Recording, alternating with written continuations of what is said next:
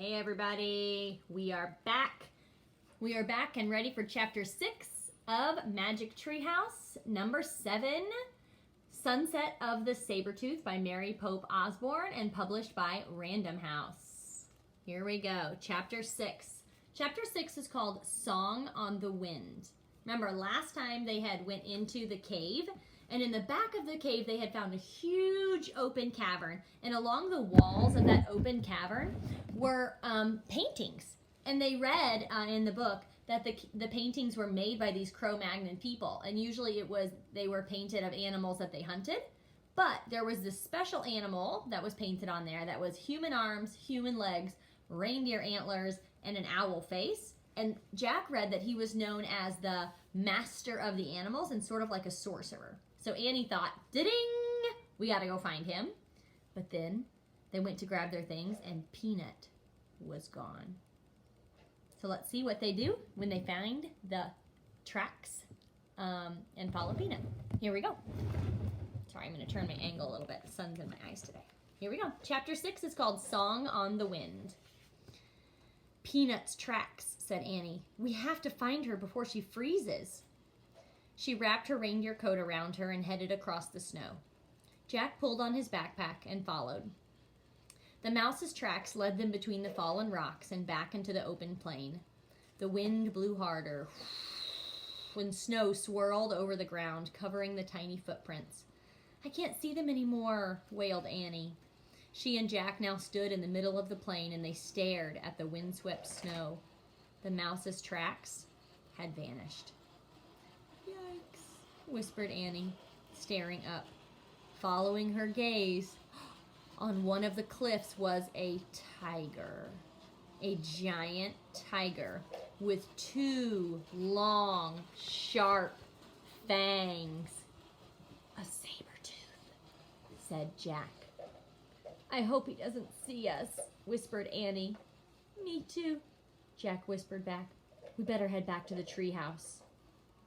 Jack and Annie stepped very softly across the snow.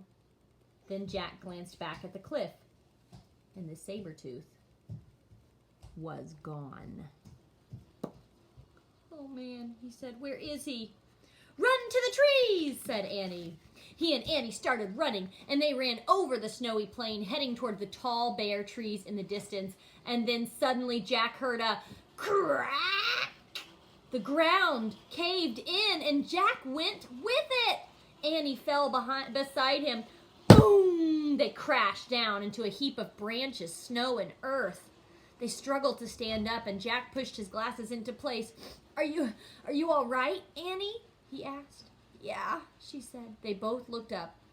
They were in a deep hole. All Jack could see were gray clouds that were moving overhead. This is a trap, said Jack. The Cro-Magnons must have put branches over this hole, and then the snow hid the branches so we didn't see them. There's no way out, said Annie. She was right. They were helpless. The pit was too deep to climb out of. I feel like a trapped animal, Annie said. Me too, said Jack. He heard a yowl in the distance. The saber-tooth, whispered Annie. Jack pulled out the Ice Age book and he found a picture of the saber-tooth and he read.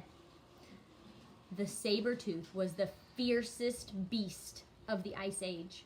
It attacked humans as well as woolly mammoths and other large animals. Oh, brother, said Jack. Listen, Annie grabbed him. What? Jack jumped. I hear music. Jack listened, but all he heard was the wind. You hear it? Said Annie. No, said Jack. Listen carefully. So he closed his eyes and he listened very carefully. He heard the wind, but this time he heard another sound too. A strange and haunting music. Cried Annie. Jack opened his eyes and staring down at them was a figure wearing reindeer antlers and an owl mask. The sorcerer, whispered Jack. Peanut peered down at them, too. Wow.